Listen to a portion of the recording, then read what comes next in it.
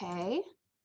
Please tell me I don't have to log on to YouTube again. I don't wanna. Please don't make me. Please don't make me. Hooray. And now I'm going to close out because then we're going to hear myself talk, and that's terrifying. I'm going to hear myself in stereo. So by the way, folks, we'll talk about this a little bit today with hearing. Why do you always sound bad on tape when you hear your voice on tape? I know why. And I'm going to tell you, and I can teach you a way that you can actually listen to what you sound like in real time, because the way that you think you sound isn't actually how you sound. Your voice is probably a little more high pitched, like mine is. Okay, so this will be on YouTube Live. I will send you the link. Like I said, do not click that link right away. Give it some time to fully upload, and it will be available to you. So here's what you're going to do. Now, normally I would have you work in groups and do a choose your own adventure book, but I figured that working in groups may not be the best idea right about now. So I decided not to do that. So here's what I'd like you to do instead. I'd like you to work individually. You're going to create an infographic for a concept that you've learned in class. And you're going to have 3 different examples of how you see that concept in everyday life. So for example, if you pick conformity, you can be like, well, in everyday life, we see a lot of people in a group of friends who all dress alike, or things like that. Try to avoid long paragraphs or stretches of writing where you can. I would ideally prefer a lot of graphics, a lot of pictures. Please give credit for designs that are not yours. What do you need to earn full points? So we have 4 things that I need you to have. Each of those is worth 10 points. Name and define the psychological concept your infographic is about. What's the first way you see this concept? Be specific. Second and third, and the remaining 60 points will come from creativity. This is a 100-point project. And the reason that I do this is because, oh, thank you. Not everybody is the best test taker. And I know even with Open Book and Open Note right now, by the way, y'all were awesome. Just in case I didn't tell you last time, your exam grades were really solid. I'm very proud of you. I almost feel like I should have made it tougher. And some of you are like, no, don't make it tougher, Dr. Gilchrist, no. But for those of you who aren't the best test takers, this is one way that you can actually give your grade a little bit of a boost, and you get an opportunity to exercise your creativity and think about how you can apply what you've learned in this class to everyday life. So if you would, meet with me very close to Halloween, October 23rd, just shoot me an email or talk to me after class by October 23rd, just to make sure you're on the right track. This will be due Monday, November 16th at noon. I would prefer that you print it out for me, because we're going to hang these up on for the academic showcase. If you do not wish to have your work displayed during the academic showcase, that's okay. Just let me know that you don't want that. It will not negatively affect your grade. So here's another thing that I'd like you to get prepared for. On Friday, we're going to have a special visitor to class. We're going to have Emily Marsh, who is our psychology tutor, and she is awesome. And I will also next week give you an extra credit opportunity. So when was that due date? November 16th at noon. Extra exclamation points and a goofy face. There we go. So this will be available on e-learning for you. You can check this anytime you want. It is there. I'm already starting to upload MP3 readings of the textbook. I'm going to work on some more this afternoon. Vision is pretty much taken care of. I'm recording hearing and touch this afternoon. And like I said, on Friday, I will give you some information about an extra credit opportunity that we're going to do on Monday. You get to participate in a psychology experiment if you want to. If you don't want to, that is okay. But you can get some extra credit if you're interested. So, and that goes for y'all on Zoom too. You can participate if you're on Zoom as well. If the internet craps out, well, we'll do the best we can. And I'm sorry that I use the word craps out. All right, so let's continue our discussion about vision, and I will try to be a little less yelly than I was last time. One of the things I tend to find is that because I wear a mask, I feel like I really have to project, and I don't actually have to project that much. All right, because I was listening to the YouTube live the other day, I'm like, I'm really loud. I need to quit that. I'll never quit. Okay, so the last time that we were here, we were starting to talk about some of the different grouping principles that the Gestaltists proposed. And so once we have separated objects from their background, we then want to organize what we see into different groups. So right now, for example, for those of you that are zooming in, I've got about 7 people in the classroom right now, and I don't necessarily always see them individually as 7. I mean, I do. They all have their own names and their own majors and where they've been to class, and they have their own seats. But based on where they are sitting next to each other, I have a tendency to put them into groups. So I've got a group of 2 right here. Because the 3 of you in the back, so starting with Sarah, that kind of creates a diagonal. And then Morgan's all down here by herself. And then Liz is over here by herself as well. But we have a tendency to group things together to make our perception easier. And so what we end up perceiving actually differs from the sum of its parts. So we're going to talk about a few different grouping principles. So here are a couple. Some of these are discussed in your book. Some of these are not. And if you're zooming in, feel free to answer any questions you might have about this as well. So what you're looking at here is the grouping principle of proximity. We tend to group objects together if they're close to each other. So for those of you that are zooming in and for those of you that are here, do you see 6 lines or do you see 3 thick lines? So who sees 6? Okay, a few people. Who sees 3? Okay. Let me see if we got anybody on the chat. Are there 6 lines or are there 3? Well, technically there are actually 6 lines, but here's what's really interesting. Because these 2 lines are closer together than these 2 are, this actually causes us to want to group these 2 lines together to make one big thick stripe. Thus, because these 2 are closer together than other 2 lines, we tend to have the perception of these 3 thick bands. So here's what's really important. There are some differences. Everybody, it's a group of 2 lines for me. Can you explain that? I don't see that. Can you you see? Oh, okay, here are the lines. So you see these 2 thick lines. Okay. So everybody has their own perceptual organization, and it's part of the reason that things like the dress happen. Everybody has their own preferred way that they like to group items together. Everybody has their own way, and there's no one right way to do it. So those of us who see 3 lines, we are not necessarily right. Those of us who see 6 or 2 are not necessarily wrong. We each have our own personal dividing line between where one perception ends and another begins. Now, here's another example. We have the rule of similarity. So similar items are going to be grouped together.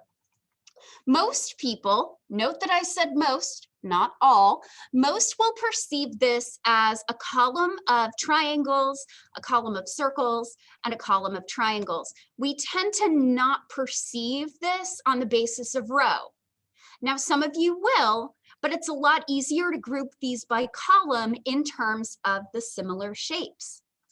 Then we have the rule of continuity And as I talked about in the reading in your textbook, another name for this is the rule of good continuation. So continuity is basically the idea that we perceive lines or surfaces as continuing in the same direction that they were going in.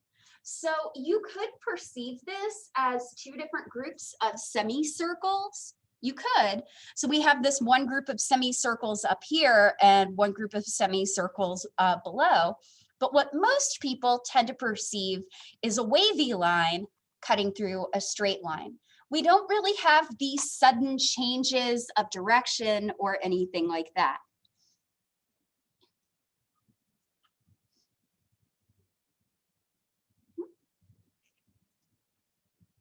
Okay.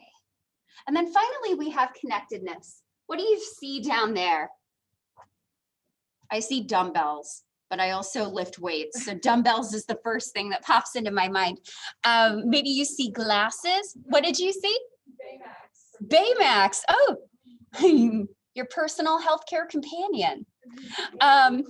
You might see glasses or things like that, but what you probably don't see are 6 separate groups of circles. Simply by connecting 2 circles together with a line, you're a lot more likely to perceive that as a single item rather than 2 separate items. So just the addition of a line can change how we perceive things. So here are a couple of other rules that you can see when you, oh, we got something in the chat. Okay. So here are a couple of other ones that you can see. So here's the rule of closure. So one of the things that we have a tendency to do, according to the Gestaltists, is close off negative space where we can. So for example, odds are pretty good you see a triangle blocking a group of circles. You don't necessarily see these as Pac-Man. Your brain basically creates a triangle out of this negative space that is separate from its background. One really easy way to get rid of this is close off those circles so they're not circles anymore. And all of a sudden, we don't actually see a triangle. I don't really see anything, but here we have that perception of a triangle that is not actually there, and here we don't by cutting off lines. So here's another instance of different Gestalt principles at work. Here's a person building a house with cute little Cocker Spaniel puppies. Oh my gosh, I want to hug all the puppies. But here's what it really looks like. That house is not actually whole, and just by putting puppies in certain places, we get the sense that there is a full beginning doghouse here, when this doghouse is actually very incomplete and has a lot of gaps. So now we're going to talk about one of the other major feats that we do. So in general, in the world, we are working with 3-dimensional objects. So what I always find really interesting about our visual perception is that we take something that's 3D, we put it into something that is 2D. Our retina is flat and is 2-dimensional. We take that 2-dimensional representation, and thanks to our brain and the powers of our perception, we are actually able to convert 3D into 2D and back into 3D the way that it was meant to be. And I think that's really neat. Now, you need to be able to engage in depth perception. You know why? Depth perception helps you figure out where objects are, and it keeps you from hitting things. Depth perception is really important. And it turns out that we actually develop the ability to sense depth really, really early, based on research with infants and the visual cliff. So what you're actually seeing here is a fake cliff that has been developed. So the way that this works, you're basically on a plexiglass or a glass table. And as you can kind of see, the bottom of the table is lined with a checkerboard pattern. And then below, we actually change the checkerboard pattern in such a way that it looks like an infant is going off of a cliff. And so the question is, do infants have good enough depth perception that they realize that there's a drop off there? Will they continue to go to the other side of the table? And one of the things that we find is that this ability to basically notice that this is a cliff really seems to ramp up once babies learn how to crawl. Once babies learn how to crawl, they suddenly get much, much better with their depth perception. And the researchers who instituted the visual cliff actually found that most babies will not cross this cliff. Now, why do you think that this ability to judge depth perception really comes into play after crawling?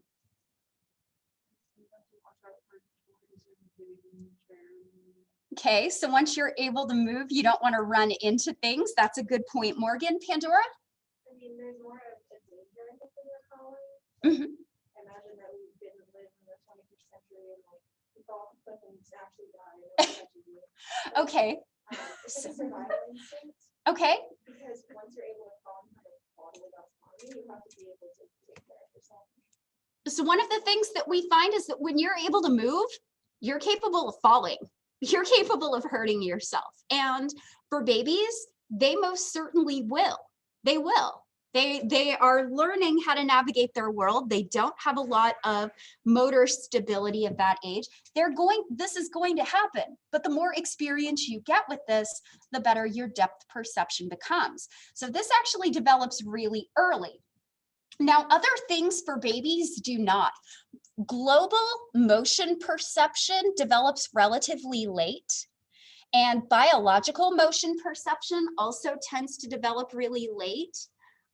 This is part of the reason why, even though little kids have really good depth perception, they don't often realize how quickly objects are coming towards them, which is why pedestrian accidents for infants and toddlers can be as deadly as they are. They recognize that an object is coming, but they can't accurately judge the speed with which it's moving. So that can be a really, really bad thing. By the way, the researchers that did the visual cliff also tried this with different animals, baby animals. So they put baby chicks and baby goats on a visual cliff, and a lot of those baby animals will not cross either. And in fact, they tend to do it almost when they're newborns because unlike us, they are pretty much walking and moving around from the get-go, whereas we take about an extra year. So depth perception is really important. It's what allows us to see in 3 dimensions, and it's what allows us to judge distance. Zoom kicked me out and Discord isn't loading. Okay, so for those of you who are jumping on YouTube, I am recording on YouTube Live. I am a little less yelly today, yay. And you'll be able to get that later.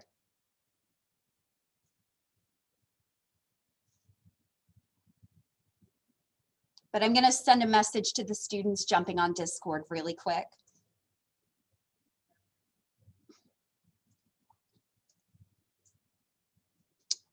Okay, so we have different cues that enable us to judge depth perception and distance. And so one of the things that you can actually do is you have cues that are using both eyes. These are what are called binocular cues. This requires use of both of your eyes to be able to judge them.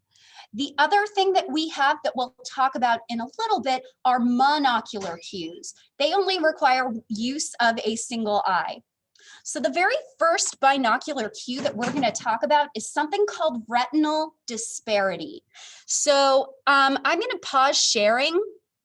Actually, I'm going to stop share for a minute. So let me go into full screen mode.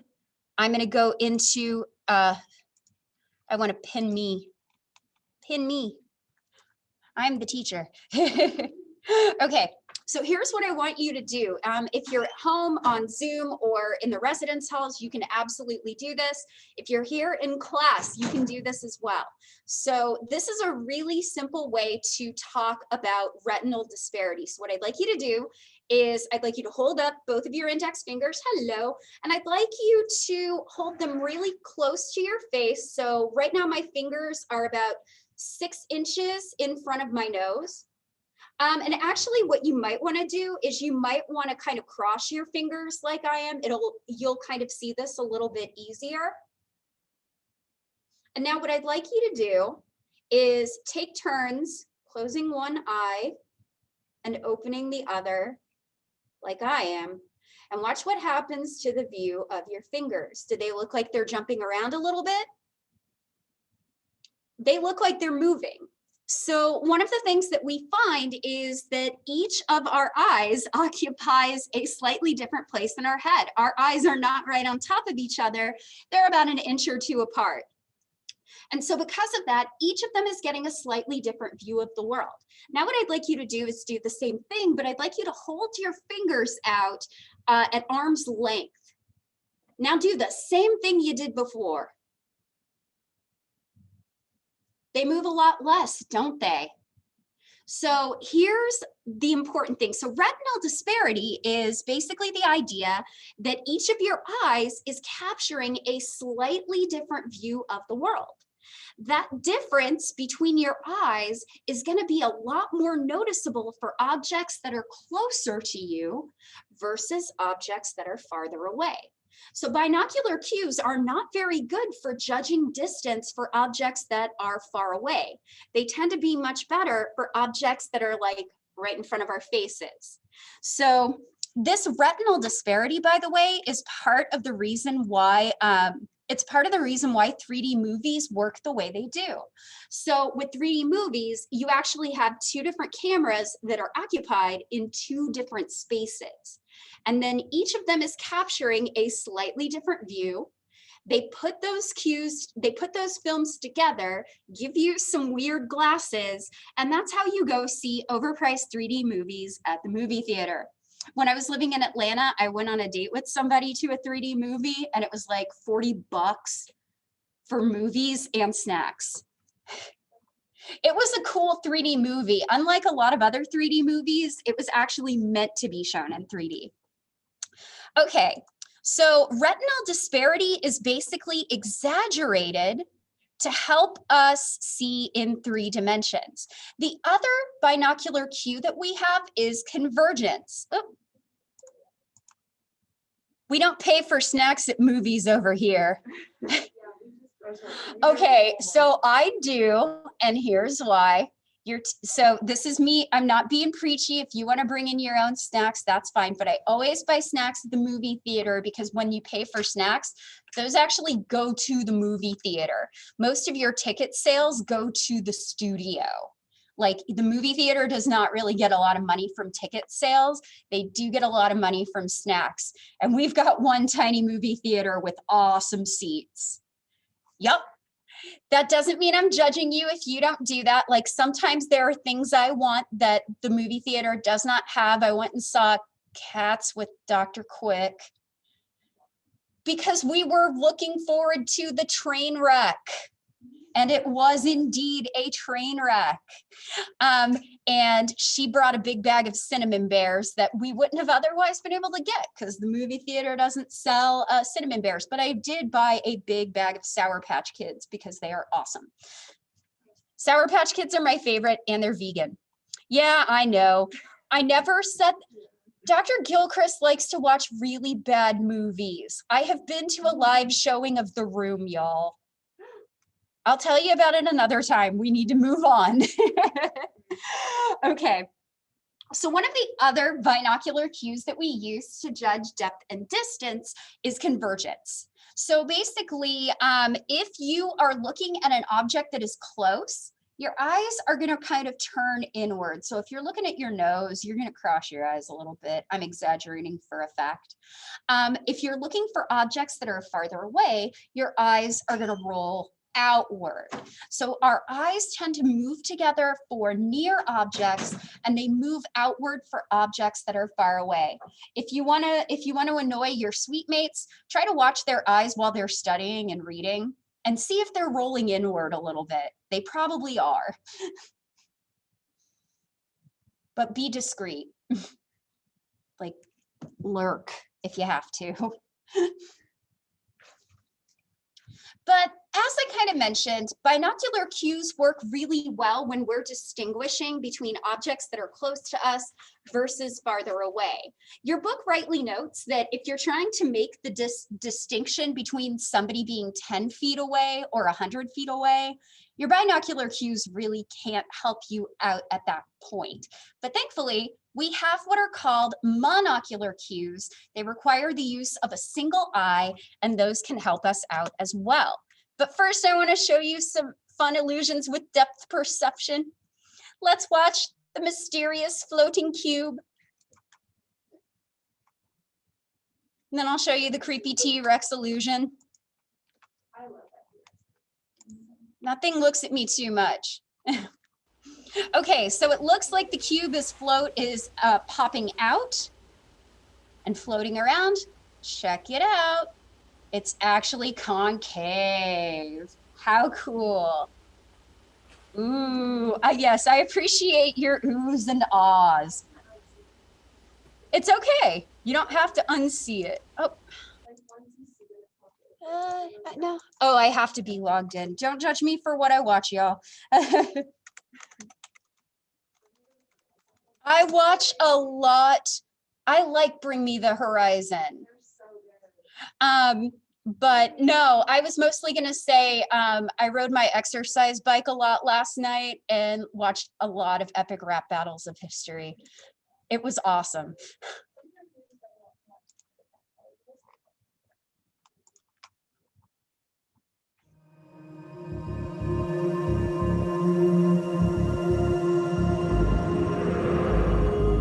So here's another way you can mess with depth perception. Quit looking at me. Quit looking at me.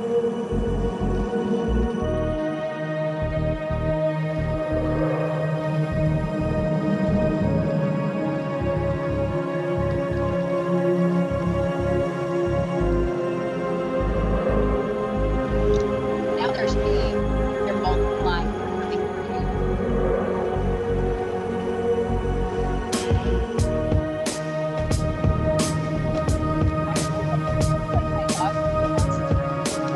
He looks like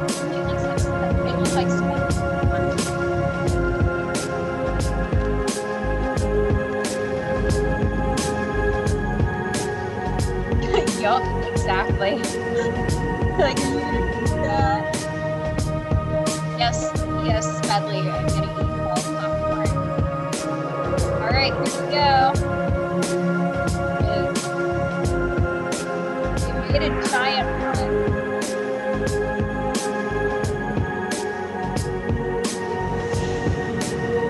Watching you. He knows what you did. You said that Triceratops was your favorite dinosaur and the T-Rex got mad. Wait. Ooh. So it's concave. Look at that. And then all of a sudden. Yeah, oh, it just switched from convex to concave.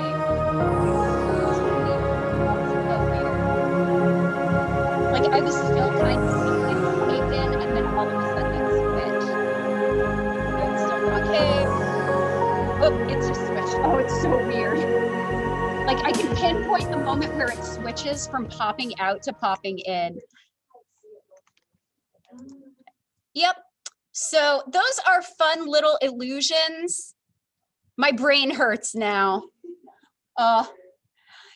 Well, I'll try not to make your brain hurt more. We are going to see a few more illusions, so I'll try not to make it too painful, Dee. Okay. So one of the other ways that you can check your retinal disparity, and you don't need to write this down, this is in your book, and I'm just going to keep this really short.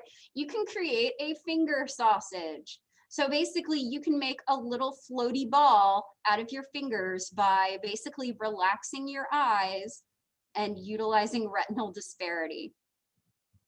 I'm gonna quit that. Oh, it's like all of a sudden I'm gonna go to the eye doctor in January and they're gonna be like, your eyes have gotten significantly worse this year. Why? I'm like, because I was busy making finger sausages. And I was making finger sausages and looking at T-Rexes. Okay, so here's another one. So some of you may not be familiar with this. When I was growing up, I'm a child of the 80s and the 90s, and it shows. What you are looking at here is another way that you can create a three-dimensional image by capitalizing on retinal disparity. This is what is called a stereogram. Has anybody here ever used a ViewMaster? Okay, so some of y'all remember ViewMaster. Oh, thank goodness. So it's kind of based on that same sort of idea with three-dimensional images. So these were sold in a book called Magic Eye. I could never see these because I had to cross my eyes, which means that the objects pop in. They don't pop out.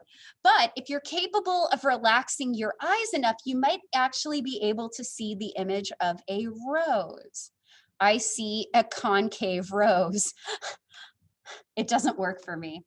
So binocular cues can be useful, but we tend to do monocular cues for a lot of our depth perception and distance.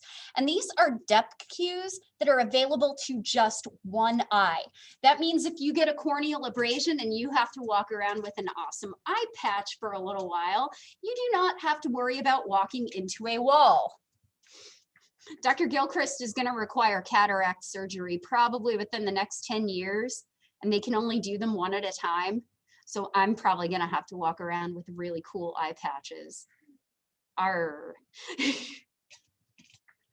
Pirate Dr. Gilchrist. Okay, so let's talk a little bit about each of these cues.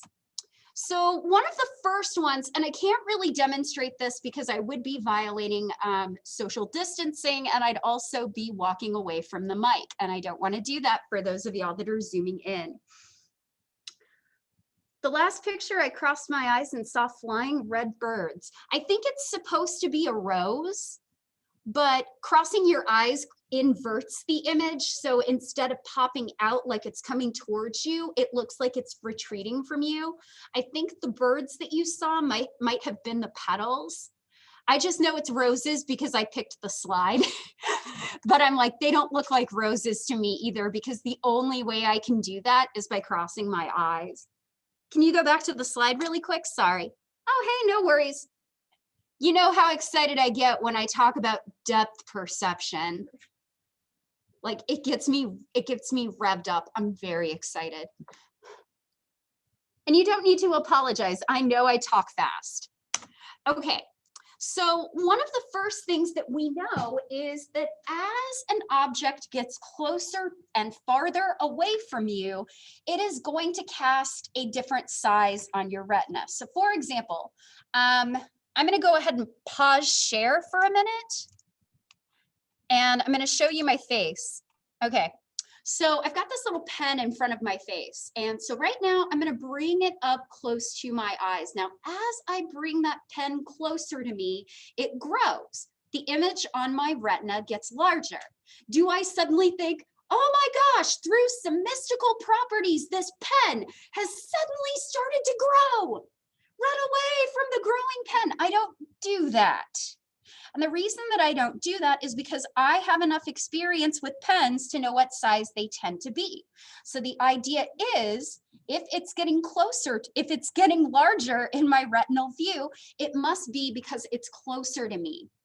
As you start walking towards somebody out in the world, they will become larger on your retina as they move closer to you. That does not mean that that person has suddenly become a giant. You're not going to run away screaming. Or if they walk away from you, you're not going to go, oh my gosh, they're shrinking. You know the size that a person tends to be. And so if you see something getting larger on your retina, you know that that's getting closer. If it's moving, if it's getting smaller, it's because it's moving farther away from you. And this is the monocular cue of relative size. This only works because you have knowledge, you have experience. There's that top-down processing we've been talking about. So if two objects are similar in size, the one that casts the smaller image on your retina is presumed to be farther away. So here, these two pencils, they are actually different sizes because of the clip art, but let's just pretend they're the same size. This creates the perception that this pencil is farther away because it's smaller.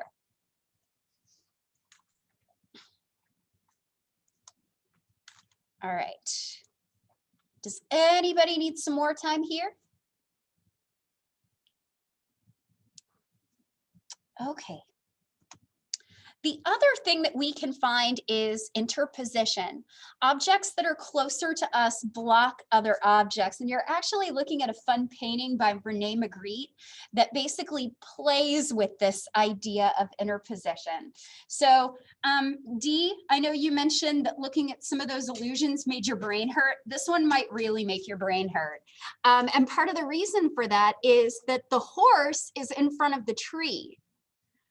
And so we think that the horse is close, but look how the back half of the horse actually cuts through other trees. So it's playing around with your sense of depth perception. So to give you an example, I know that this row of tables that's right in front of me is closer to me than Morgan is. And the reason I know that is because I can't see all of Morgan's body. I only see her upper half. Her lower half is being blocked by the desks. And so that helps me judge which is closer. Now, Morgan is also blocking other students in my view, so Morgan must be closer to me than other students are.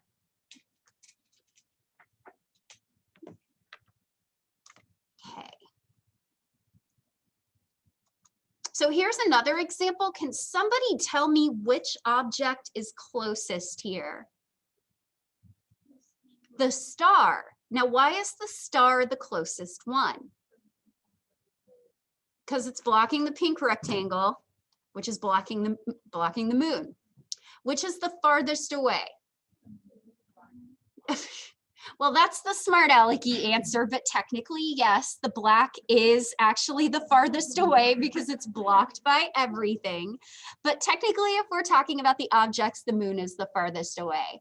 I don't actually think you're a smart aleck. I was having students add up numbers yesterday, and I'm like, I need all 7 of you to add up to give me numbers that add up to 100. And somebody went 99, and I'm like, that's not gonna work. I need everybody to be able to give me a number that's not 0 or 1. No, I do appreciate students that think on their feet. I also appreciate students with sass. Because I myself do not really have sass. I just have dad jokes. And gifts, lots of gifts.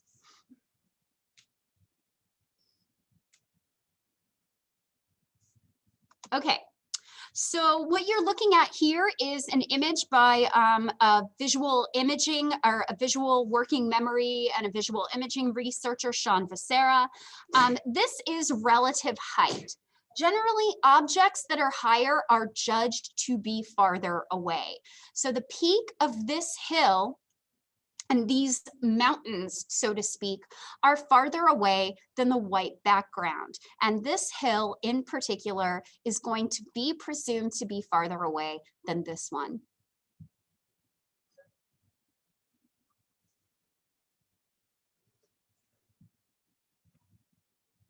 So objects that are kind of higher up in my view tend to be farther away. This actually works really well in the classroom because we're kind of on leveled seating. So the people that are furthest away are also the ones that are higher up because of how the classroom is angled. We're kind of in an amphitheater situation, sort of.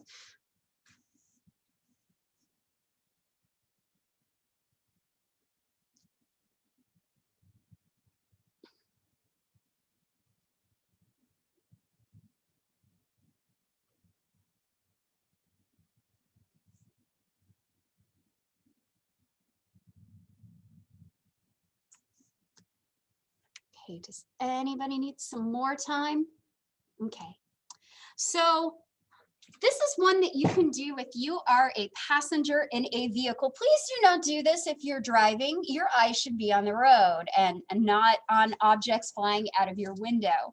One monocular cue that we have is relative motion. How many of you have seen the Eddie Murphy Dr. Dolittle? Okay, maybe a few people. I don't know if you remember, he was riding in the car with the dog, and the dog was looking out the car window going line, line, line, looking at the lines on the road as he passed, and it was making him sick.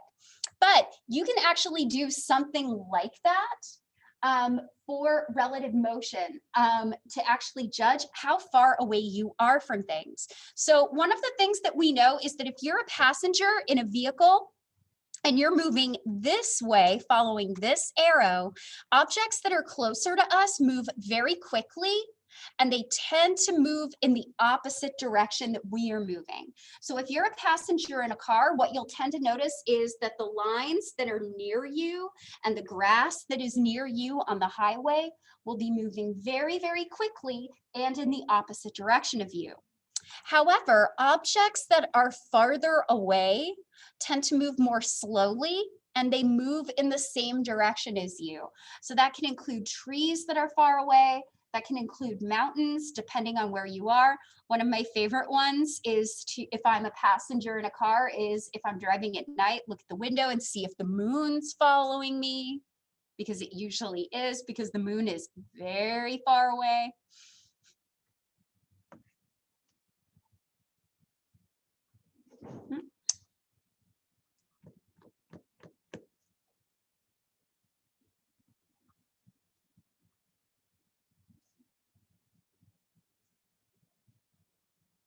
Okay.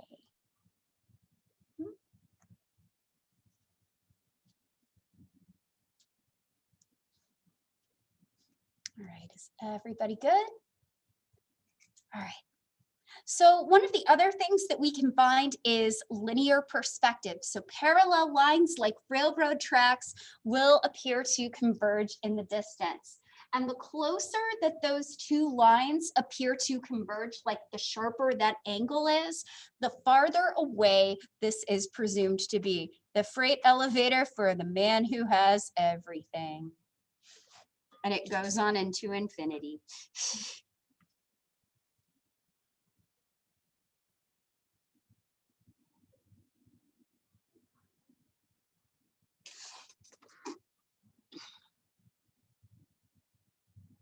And this linear perspective has been used in a lot of classical art. It's very, very easy to notice. So if you like art, all of these are different ways that you can judge, that you can create depth and distance in your work.